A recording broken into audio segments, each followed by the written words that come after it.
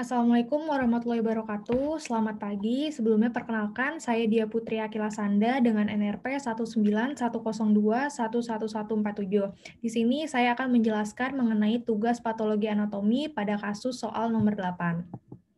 Di sini pada soal nomor 8, terdapat seorang laki-laki yang berusia 2 tahun dibawa orang tuanya ke poliklinik rumah sakit dengan keluhan terdapat benjolan pada area penis sejak beberapa bulan yang lalu. Pasien mempunyai riwayat berganti-ganti pasangan. Lalu, pada pemeriksaan fisik ditemukan massa batas jelas, konsistensi lunak, dan berukuran 3 cm. Pemeriksaan lain didapatkan peningkatan kadar AFP yang meningkat. Pada hasil histopatologi didapatkan berupa potongan tumor tampak seperti gelatin dan area nekrosis dan hemoragik. Di sini gambaran pada mikroskopiknya tampak komponen epitelial dan mesenkimal, lalu berbentuk glandular, alveolar, dan papiler, serta ditemukannya scalar duval body. Di sini yang ditanyakan adalah apa diagnosis paling tepat untuk kasus pasien tersebut. Lalu di sini ada instruksinya, ada 4, yaitu yang pertama adalah apa diagnosis kasus tersebut, lalu yang kedua adalah bagaimana patogenesis ataupun patofisiologi pada kelainan tersebut, lalu yang ketiga adalah terangkan secara singkat mengenai kelainan tersebut. Di sini dijelaskan manifestasi gejala, etiologi, faktor resiko, komplikasi, serta sampai prognosis.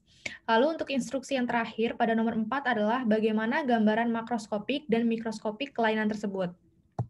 Di sini saya akan menjawab pertanyaan dari nomor 1 sampai nomor 4. Di sini pada nomor 1, saya mengambil diagnosis ini adalah Yolk-Sak tumor pada testis, di mana Yolk-Sak tumor ini merupakan adanya keganasan pada testis yang berasal dari sel germinal dan paling sangat sering terjadi.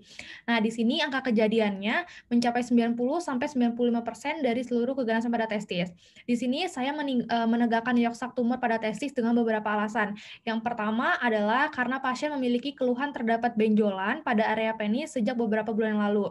Lalu juga dilanjutkan pada pemeriksaan fisiknya, pasien ini ditemukan adanya massa batas yang jelas, lalu konsistensi lunak dan berukuran 3 cm.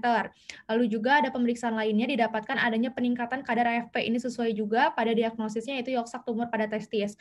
Lalu pada pemeriksaan histopatologinya didapatkan berupa potongan tumor tampak seperti gelatin, area nekrosis dan juga hemoragik.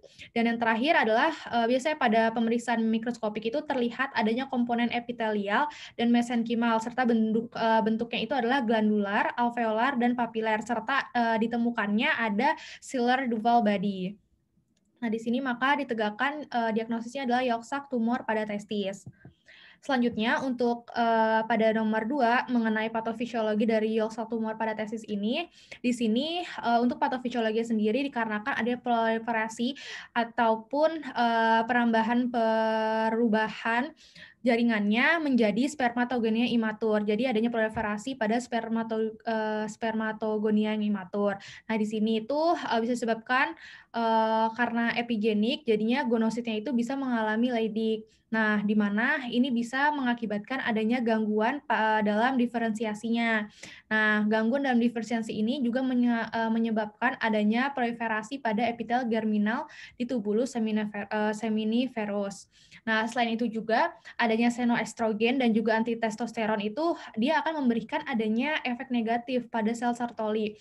Dan juga jika adanya lingkungan yang suboptimal, karena efek negatif ini bisa mengakibatkan adanya lingkungan suboptimal, sehingga si lingkungan suboptimal ini bisa mengakibatkan gonositnya itu mengalami Leydig juga, jadinya ada gangguan dalam diferensiasinya. Nah, di mana kedua hal tersebut ini bisa mengakibatkan adanya karsinoma in situ testis. Nah, ini bisa menyebabkan adanya semimoma testikularis, semimona testikularis, di mana ini bisa terjadi karena didahului sama si pertumbuhan pada si Yolk-Sak tumor pada testis itu tersebut. Selanjutnya di sini saya akan melanjutkan pada pada nomor 3 yaitu mengenai manifestasi gejalanya. Di sini pada gejala klinisnya yaitu adanya nyeri abdomen dan juga akan terasa adanya massa abdomen pelvis. Lalu juga biasanya dijumpai adanya peningkatan pada serum alfa fotoproteinnya. Terus juga pada gejalanya biasanya ada nyeri di daerah yang terkenanya, di sekitar yang terkenanya. Lalu juga biasanya pasien mengeluhkan adanya sembelit, yaitu adanya buang air besar yang jarang ataupun sulit. Lalu adanya juga retensi urin yang berarti adanya ketidakmampuan untuk buang air kecil. Dan yang terakhir adalah adanya batuk atau juga kesulitan pada bernafasnya. Selanjutnya di sini untuk etiologinya sendiri, etiologi pada York-Shack tumor pada tesis ini dia sebenarnya tidak diketahui, tetapi biasa diperkirakan dari jurnal yang saya baca, diperkirakan etiologinya adalah karena adanya hipermetilasi promotor gen RUNX3 dan juga overekspresi dari GATA4, di mana faktor transkripsi ini itu dia yang mengatur adanya diferensiasi atau pertumbuhan dan juga berpengaruh juga pada fungsi endoderm kantung kuning telur ini pada si York-Shack tumor ini. Nah, faktor dari transkripsi ini juga bisa memiliki peran penting dalam si pertumbuhan ataupun patogenesis dan pada York-Shack tumor pada tesis tersebut. Selanjutnya di sini untuk faktor resikonya, yang pertama adalah faktor resiko kriptokismus, di mana jika seorang anak memiliki testis yang tidak turun, di sini biasanya memiliki adanya resiko yang lebih tinggi terkena tumor York-Shack tumor pada testis ini. Lalu juga sindrom Turner, di mana sindrom Turner ini adalah adanya kondisi genetik pada seorang anak, biasanya dia dilahirkan dengan kromosom X yang hilang. Lalu juga untuk faktor risiko yang tiga adalah kondisi interseks, di mana kondisi interseks ini adalah seperti adanya sindrom insensitivitas pada androgen. Dan juga yang terakhir adalah sindrom Klinefelter, di mana biasanya pria yang mengalami kondisi genetik ini itu dilahirkan dengan adanya kromosom X yang ekstra, sehingga prianya ini jadi abnormal, jadi memiliki kromosomnya XXY. Nah, selanjutnya untuk komplikasinya sendiri di sini pada komplikasi York-Shack tumor pada tesis ini dia berhubungan dengan tumor itu sendiri atau pengobatannya. Dia memiliki komplikasi pada efek massa tumor dan juga komplikasi pengobatan termasuk efek samping dari kemoterapi, lalu juga komplikasi pada setelah pos operasi dan juga adanya komplikasi pasca operasi. Tadi yang saat operasi dan juga pasca operasi. Selanjutnya ini untuk penata laksanaannya atau terapinya biasanya diberikan kombinasi operasi sitoreduktif dan kemoterapi. Nah, di sini radioterapi ini tidak efektif dalam pengobatan York-Shack tumor, walaupun tumornya ini dia sangat agresif, sangat progresif pertumbuhannya, tapi dengan kombinasi kemoterapi multi agen dia bisa memberikan long term survival lebih dari 80% pada pasien stadium 1 dan lebih dari 50% pada pasien stadium lanjut. Selanjutnya untuk perjalanan penyakitnya ataupun prognosisnya di sini semakin tinggi pada kadar AFP-nya, maka semakin buruk pada prognosisnya, perjalanan penyakitnya. Tetapi apabila penanganan bedah sempurna serta kemoterapi dan juga penyinarannya dilakukan secara dengan lengkap, di sini prognosisnya adalah baik sekali. Dan pasien dianjurkan untuk pemeriksaan lanjutan berkala agar prognosisnya tetap masih baik dan juga tidak mengarah pada progresivitas yang buruk.